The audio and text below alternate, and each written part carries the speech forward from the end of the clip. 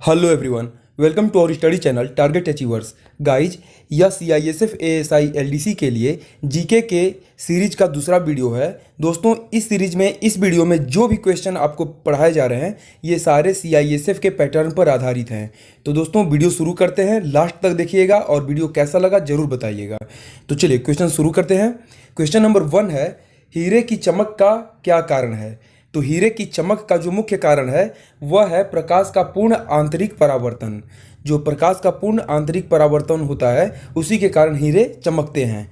और यही प्रकाश का पूर्ण आंतरिक परावर्तन जो होता है इसके कारण राजस्थान में देखे होंगे, जो राजस्थान के लोग होंगे या फिर जो नहीं है वो जाकर कभी देख सकते हैं कि रेगिस्तान के ऊपर मृग मरीचिका बनती है। यानी देखने में लगता है कि यहाँ पर पानी है, बट जब पास जाकर देखते हैं तो वहाँ पानी नहीं होता।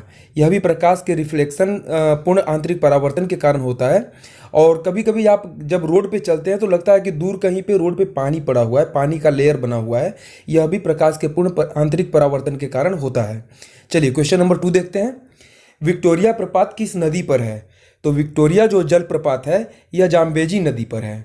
ठीक है, विक्टोरिया जलप्रपात जाम्बेजी नदी पर है। क्वेश्चन नंबर 3 है, रजिया सुल्तान किसकी बेटी थी? तो रजिया सुल्तान जो थी यह इल्तुतमिश की बेटी थी। गुलाम वंश में जो कुतुब मीनार का निर्माण करवाए थे कुतुबुद्दीन ऐबक, उसके बाद इल्तुतमिश का शासन हुआ और इल्तुतमिश के बाद रजिया सुल्तान ने शासन किया था।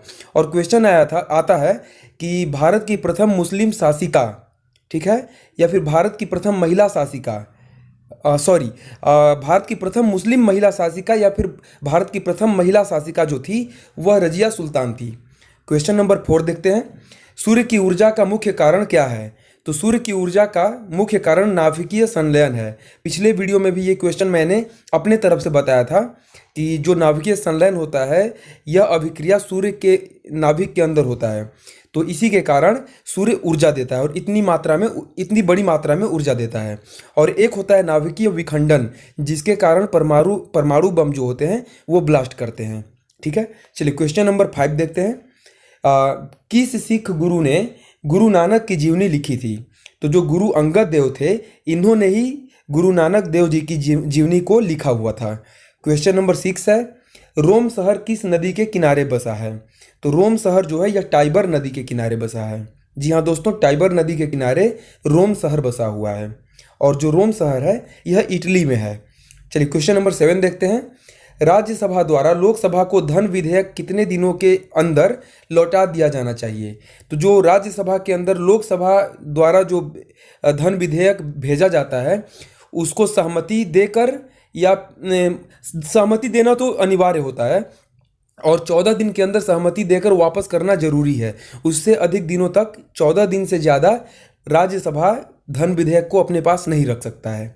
क्वेश्चन नंबर 8 है, चोल राजाओं की राजधानी कहाँ थी? तो जो चोल राजाएं थे, चोल राजाओं की जो राजधानी थी वह तंजौर में थी। ठीक है, चलिए क्वेश्चन नंबर 9 देखते हैं। पुरी स्थित जगन्नाथ मंदिर को किसके द्वारा बनवाया गया था? तो जो पुरी स्थित जगन्नाथ मंदिर है उसे गंग वंश के शासकों ने बनवाया था। क्वेश्चन नंबर 10 है, बांग्लादेश में गंगा नदी को किस नाम से जाना जाता है? तो गंगा नदी को बांग्लादेश में पद्मा के नाम से जाना जाता है।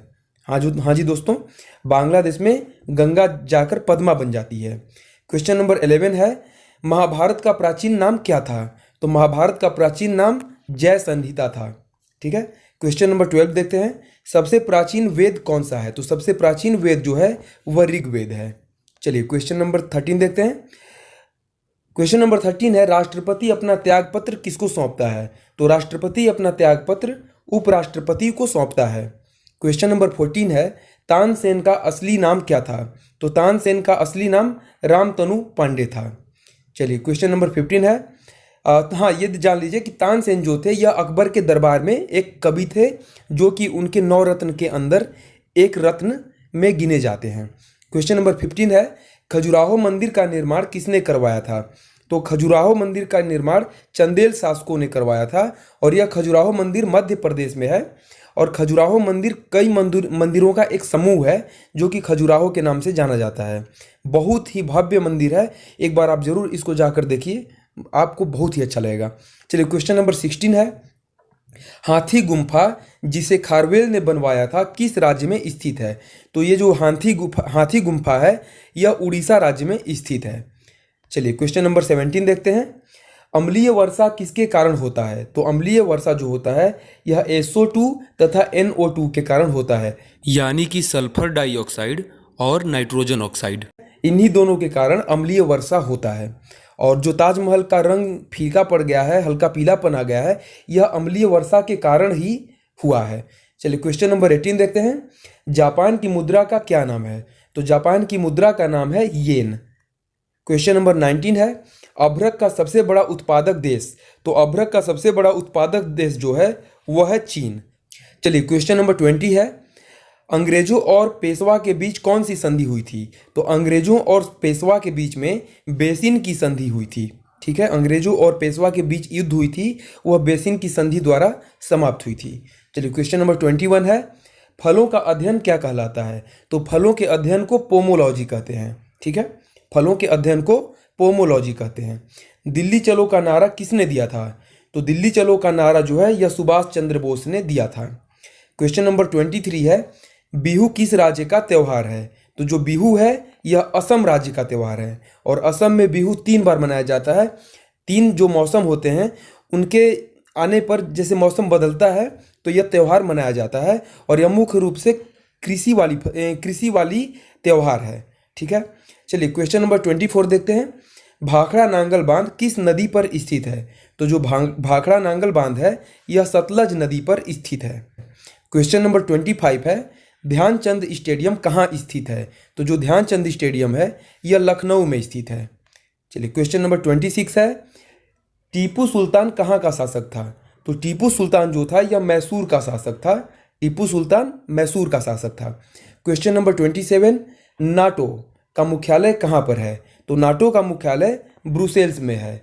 जो नाटो है इसका फुल फॉर्म होता है नॉर्थ अटलांटिक ट्रीटी ऑर्गेनाइजेशन, तो इसका मुख्यालय ब्रुसेल्स में है। क्वेश्चन नंबर 28 है। बटरफ्लाई शब्द का संबंध किस खेल से है? तो बटरफ्लाई शब्द का संबंध तैराकी से है।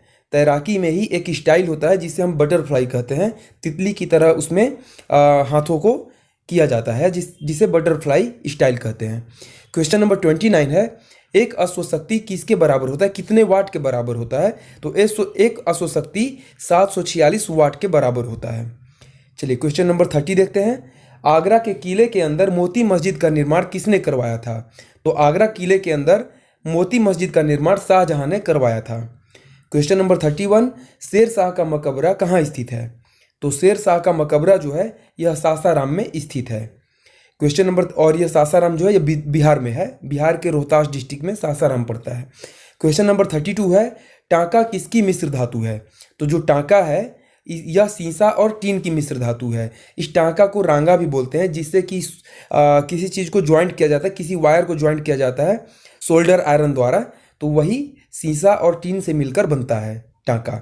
चलिए क्वेश्चन नंबर 33 है। इंग्लिश चैनल पार करने वाला पहला भारतीय कौन था? तो इंग्लिश चैनल को पार करने वाला पहला भारतीय मिहिर सेन था। क्वेश्चन नंबर 34 है। राष्ट्रीय पुस्तकालय कहाँ स्थित है? तो राष्ट्रीय पुस्तकालय कोलकाता में स्थित है। नेशनल लाइब्रेरी जो है यह कोलकाता में स्थित है। क्वेश्चन नंबर 35 है। किसे एशिया की रोशनी कहा जाता है? तो द लाइट ऑफ एशिया जो है यह गौतम बुद्ध को कहा जाता है। Question number 36। बांदीपुर राष्ट्रीय उद्यान कहाँ स्थित है? तो बांदीपुर राष्ट्रीय उद्यान कर्नाटक में स्थित है। यह टाइगर रिजर्व है, बाघ के लिए प्रसिद्ध है। क्वेश्चन नंबर 37 है। बजट शब्द का शाब्दिक अर्थ क्या होता है? तो जो बजट शब्द है इसका शाब्दिक अर्थ चमड़े का थैला होता है। तो चमड़े के थैले से ही यह शब्द बना है बजट। क्वेश्चन नंबर 38 है। सरदार सरोवर परियोजना किस राज्य में स्थित है? तो सरदार सरोवर परियोजना गुजरात राज्य में स्थित है और यह नर्मदा नदी पर बनाया गया है सरदार सरोवर परियोजना। चलिए क्वेश्चन नंबर 39 देखते हैं। WTO का मुख्यालय कहाँ है? तो WTO वर्ल्ड ट्रेड ऑर्गेनाइजेशन इसका फुल फॉर्म होता है। इसका मुख्यालय जिनेवा में है। क्वेश्चन नंबर 40 है। कच्चे फलों को कृत्रिम ढंग से पकाने के लिए किस गैस का प्रयोग किया जाता है? तो कच्चे फलों को कृत्रिम ढंग से पकाने के लिए एसिटिलीन गैस का प्रयोग किया जाता है। और देखिए एक होता है कार्बाइड, जिसको कि हम फलों के बीच में रख देते हैं, किसी कागज़ में उसको पुड़िया बनाकर डाल देते हैं, तो इससे ये फल पक जाते हैं। खास करके आप केला और आम को पकाने में देखे होंगे। तो ये क्या होता है कि उस कार्बाइड के द्वारा एसिटिलीन गैस का ही रिसाव होता है, एसिटिलीन गैस निकलती है उससे, यही गैस फलों को पकाती है। और जो फल प्राकृतिक रूप से पकते हैं, पेड़ों के अंदर पकते हैं, वह एथिलीन द्वारा पकते हैं। एथिलीन गैस उन पेड़ के अंदर होता है जो कि उन फलों को पका देता है। ठीक है, तो कभी भी पूछेगा कि प्राकृतिक रूप से पकने के लिए किस गैस का प्रयोग होता है, तो उसमें एथिलीन गैस का होता है। और अगर कृत्रिम ढंग से यानी कि मानव के द्वारा पकाया जाता है तो उसमें एसिटिलीन गैस का प्रयोग होता है। चलिए क्वेश्चन नंबर 41 देखते हैं। टी शब्द का संबंध किस खेल से है? तो टी शब्द का संबंध गोल्फ से है। गोल्फ में ही टी शब्द का प्रयोग किया जाता है।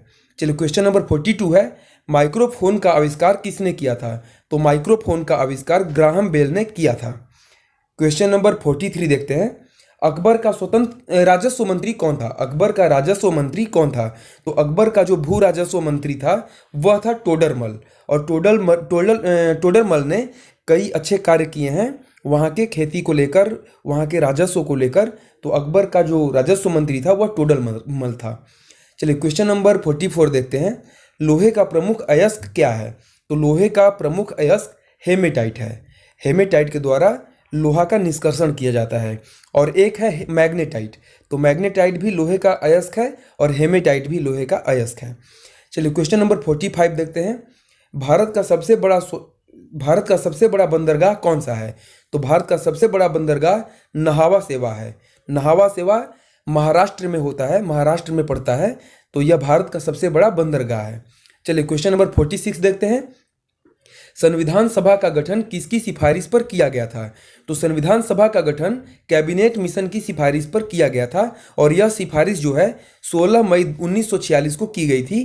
तो आप याद रखिएगा, यह बहुत ही इंपॉर्टेंट क्वेश्चन है कि कैबिनेट मिशन की सिफारिश पर ही संविधान सभा का गठन किया गया था। और संविधान सभा के प्रथम जो अध्यक्ष बनाए गए थे सच्चिदानंद सिन्हा को बनाया गया था। वो अस्थायी सदस्य थे। 9 दिसंबर 1946 को सच्चिदानंद सिन्हा को बनाया गया था अध्यक्ष, और 2 दिनों के लिए वो रहे थे अस्थायी रूप से। इसके बाद अस्थायी अध्यक्ष बनाया गया था डॉक्टर राजेंद्र प्रसाद को 11 दिसंबर 1946 ईस्वी में। चलिए क्वेश्चन नंबर 47 देखते हैं, भारत का प्रथम नागरिक कौन होता है? तो भारत का जो प्रथम नागरिक होता है, फर्स्ट सिटीजन ऑफ इंडिया, राष्ट्रपति होते हैं। चलिए क्वेश्चन नंबर 48 है, ध्वनि की इकाई क्या है? तो ध्वनि की इकाई डेसिबल में मापी जाती है। ठीक है, ध्वनि की तीव्रता, ध्वनि को मापा जाता है डेसिबल द्वारा। चलिए क्वेश्चन नंबर 49 है, गांधी जी का जन्म कहाँ हुआ था? तो गांधी जी का जन्म गुजरात के पोरबंदर में हुआ था। कहाँ हुआ था? गुजरात के पोरबंदर में हुआ था। क्वेश्चन नंबर 50 और इस वीडियो का लास्ट क्वेश्चन, गुप्त वंश का संस्थापक कौन था? तो गुप्त वंश का संस्थापक श्री गुप्त थे। ठीक है, और गुप्त वंश को ही गुप्त काल को ही जो है भारत का स्वर्ण युग कहा जाता था। चलिए, तो इसी के साथ हमारा यह 50 क्वेश्चन का प्रैक्टिस सेट समाप्त हुआ। आपको वीडियो कैसा लगा हमें कमेंट करके जरूर बताएं, और अगर वीडियो वाकई में अच्छी लगी हो तो लाइक जरूर कर दें ताकि मुझे मोटिवेशन मिले आपको और भी अच्छे वीडियोस तैयार करके देने के लिए। और यह भूलिएगा नहीं दोस्तों, 2000 से ज़्यादा क्वेश्चन की सीरीज होने वाली है। तो लगातार हमारे चैनल पे अपडेट रहिएगा, हमारे वीडियोज़ को देखिए, और मैं डेफिनेटली कहता हूं कि आप क्वेश्चन अच्छे से सॉल्व करके आएंगे और आप सिलेक्शन पक्का लेके आएंगे। तो इसी के साथ हम विदा लेते हैं। धन्यवाद, फिर मिलते हैं अगले वीडियो में कुछ नए कंटेंट के साथ।